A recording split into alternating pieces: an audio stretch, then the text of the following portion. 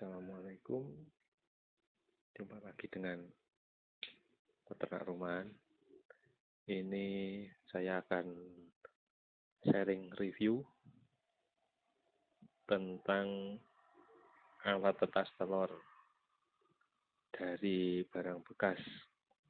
Saya memakai rice cooker mini ukuran 1 liter.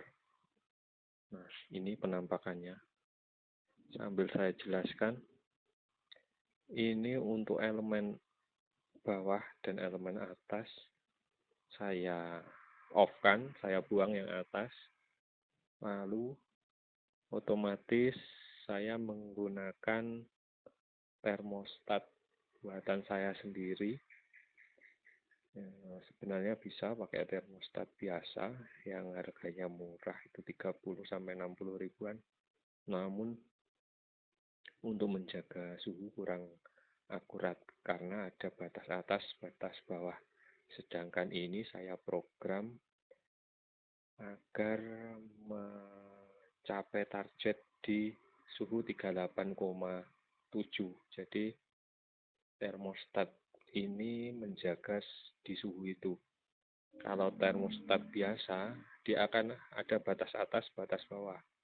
Misalkan batas atasnya dibuat suhu 38,2. Nah, nanti saat pemanas off, itu akan lanjut lebih, suhunya akan naik terus sampai suhu itu turun lalu sampai di batas bawah, misalkan di 37.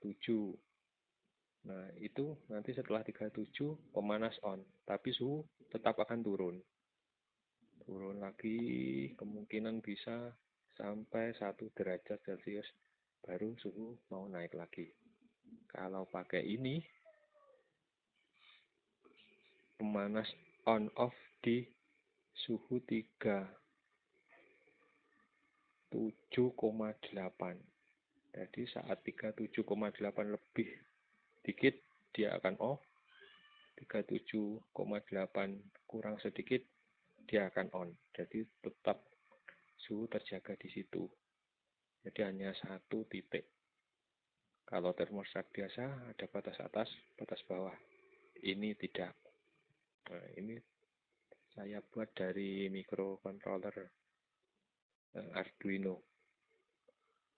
Ini memakai sensor pemanas, sensor panas dan kelembapan. Jadi satu, ini lupa saya namanya sensornya. Nah, saya kalibrasi dengan ini Umron suhu badan. Nah, itu saja. Nah, namun untuk telurnya bolak-baliknya masih manual karena ini masih percobaan pertama. Selain itu, saya mengamati juga dari telur yang saya simpan di kulkas. Nah, itu selama 3 hari, ternyata telur yang ada di kulkas saya pakai 3, yang dari tarangan 1. Nah, langsung 1 saya masukkan bareng. Di hari pertama, di kulkas tidak ada perubahan apapun. Namun di 24 jam pertama itu, yang dari tarangan langsung ada titik hitam. Yang dari kulkas itu saya pecah 1 karena penasaran. Ternyata tidak ada perubahan. Selanjutnya di hari kedua saya amati lagi. Yang dari tarangan sudah mulai ada jaringan darah. Yang dari kulkas, yang 2, tetap bersih. Nah, tadi ini hari ketiga, saya membuat video ini di hari ketiga. Saya pecah lagi yang terakhir. Nah, saya ambilkan dulu hasilnya. Ini hasilnya tetap bersih yang dari kulkas. Saya pecah, tidak ada jaringan darah sedikit pun. Tapi Yang dari tarangan saya teropong sudah membentuk jaringan darah. Nah, itu berbeda. Jadi kesimpulan saya, kalau menyimpan sementara di kulkas itu menyebabkan embrio tidak berkembang. Walaupun ini baru saya simpan 3 hari dari kulkas yang ini, baru 3 hari. Namun sudah tidak mau berkembang embrionya. Sedangkan yang dari tarangan bisa berkembang. Satu lagi, untuk termostat yang murah itu kalibrasinya agak susah ya. Ini saya pakai termometer ruangan digital ini. Sensornya sama dengan termostat yang murah itu, yang harga 30 sampai 60 ribu itu sama model sensornya. Ini perbedaannya cukup signifikan ya dari termometer Umron atau dari sensor termostat saya itu, perbedaannya sampai 2 derajat Celcius. Nah, ini sangat rawan kalau pakai sensor semacam ini. Sensor semacam ini tidak akurat, sangat tidak akurat.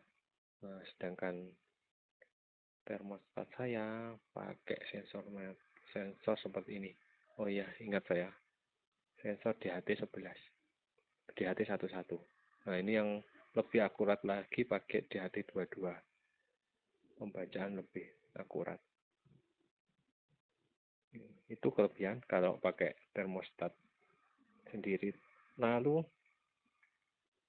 ini dayanya sangat hemat.